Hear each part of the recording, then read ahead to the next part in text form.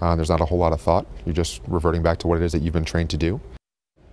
An NHP trooper jumped in to save a man having a heart attack. It happened on the 215 near the airport connector. Fox 5's Tiana Bonner spoke to the trooper and walks us through what happened. Well, here's body cam video from Trooper Jacob Fisher. He says once he saw the driver on the ground, his adrenaline kicked in.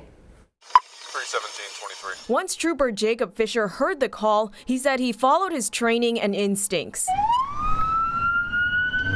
He rushed onto the 215 where he found a driver laying lifeless on the side of the road. Who's a medical professional on the scene besides me? RN? Yes. EMT. Cool. Before joining NHP, Fisher spent 9 years in the Army as a combat medic. You always hope for the best.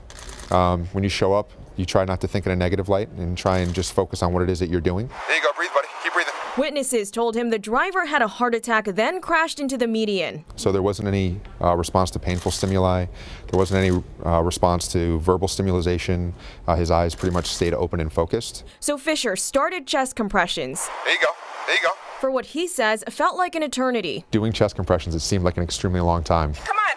Come on. The woman you hear next to him is a nurse who stopped after she saw what happened. Stay with me, buddy. Come on. Less than 5 minutes later, firefighters arrived. And even as a state trooper, all I'm looking to do is to buy time until those truly medical professionals for fire and EMS can arrive on scene. Crews rushed him to the hospital, and 3 days later, Fisher got the good news. It's a rarity. So CPR statistics are grim sometimes when we deal with cardiac arrest, and to hear that someone made a full medical recovery is amazing.